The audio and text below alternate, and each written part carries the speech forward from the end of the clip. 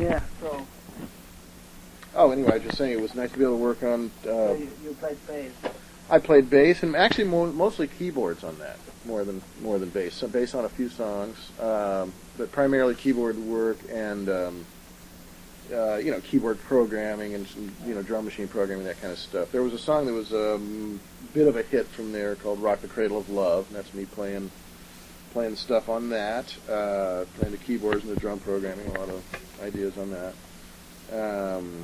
Also during that time, another record that I played on that was got some attention was "Take My Breath Away" by Berlin from Top Gun. I'm playing the keyboards on that and the keyboard bass and stuff. That was a #1 song, and it even won an Oscar for Giorgio for Best Song of the Year.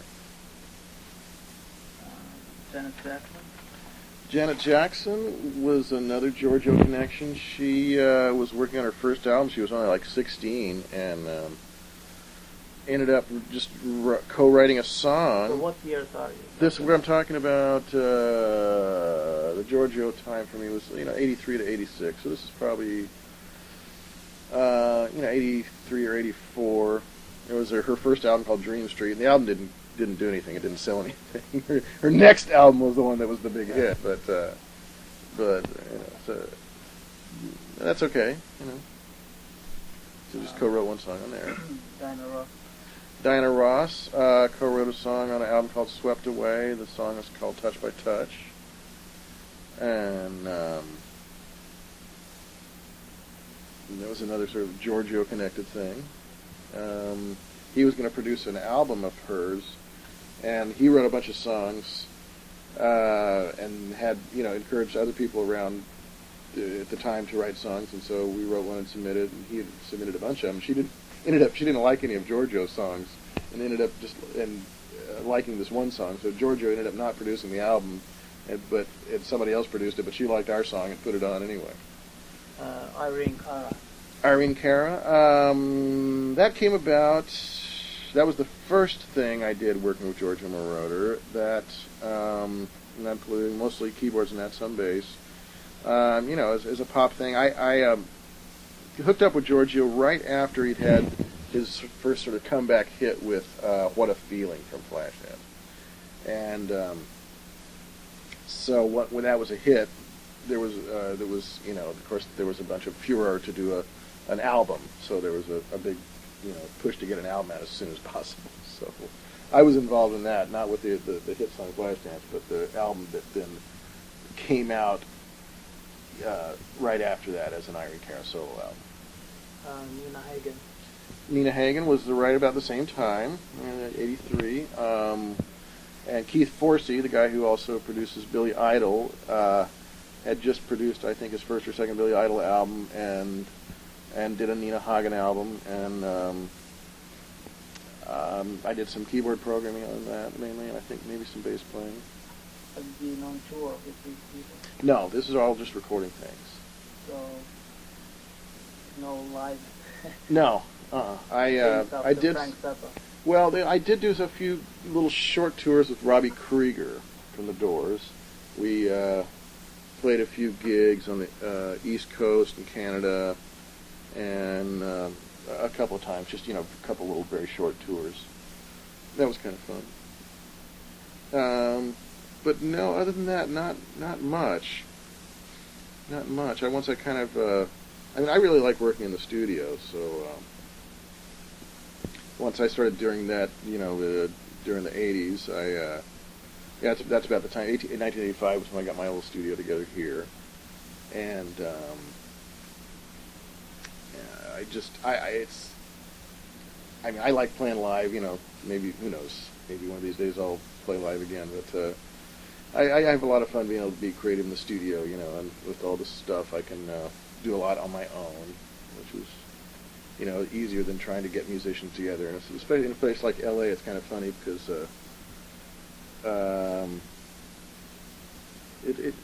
there's a lot of great musicians, but it's hard to. The really good players are busy doing stuff, and they don't really want to usually be in a band per se. It's not like being in some little town somewhere. Like if you have 2 or 3 guys that can play, you're in a band together because you're the only 2 or 3 guys that can play. So anyway, it's really great to be able to do a lot on my own with with using the computer and programming stuff, and then then I play several instruments myself. But sometimes I get the itch to play a little bit live every now and then. We actually do. I do a few times a year have people come over here. I'll invite Bruce Fowler and Tommy Mars and a sax player friend of mine, Larry Klimas. Sometimes we'll come over here and do freeform jams and stuff. I really enjoy that a lot. We'll just do that.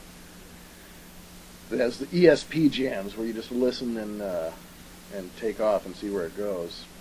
In fact, one of these days maybe I'll release some of that stuff because some of it's pretty interesting. I've got a bunch of it recorded on DAT and whatnot. So you are still a live musician? Yeah, it's before I would go out and do any gigs, I'd have to sit down and practice. I don't practice like I used to, so. But I find that if I practice for about a week, I'm pretty good again. But I have to plan ahead a little bit.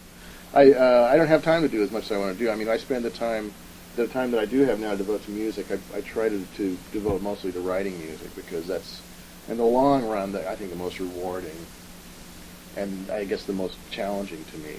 It's being able to think of something new is the hardest thing. That's why I would love people. That's why I love Zappa, because he invented a totally new sound that nobody had thought of before. That's one of the defining things to me, and that's why I love Hendrix so much, because he just totally reinvented the guitar. I mean, you listen to those albums of his, and he just invented a whole new sound, just from out of whole cloth, just from out of nowhere. He just invented it.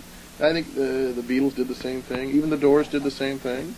They had a whole new sound they invented. And I don't know if I'll ever do that. It's too late for me. But, Arthur Barrow. Well, I like to think that my music has, a certain Arthur Barrow-ness to it.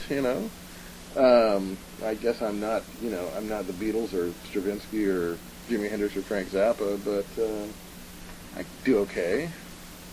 What are you doing here before we came? Actually, I was just on the phone. I was just finishing up a phone conversation. But I'm working on a tune or two. I'm just generally speaking.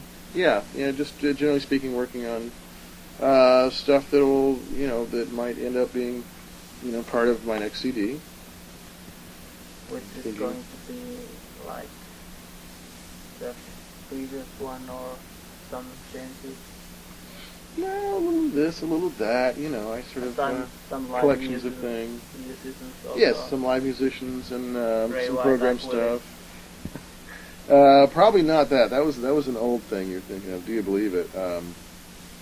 But I think that with this Wind Septet thing, I'd like to record that with live musicians all at once, in the room playing live. And I've been thinking of some other things that I might do. Never know until it's done what it's going to be. It'll take me a while, Not in any rush. Could you tell me something about the studio? What do you have here, actually? Well, Instruments there, basically all you need. Well, you can never get enough, You always want some more stuff, It'd be great if I had about 5 DA-88s. I got my little Soundcraft board here, which I'm still pretty happy with. I got my Tannoy speakers, my Tannoy Super Gold, which I absolutely worship. Let's see, over here I have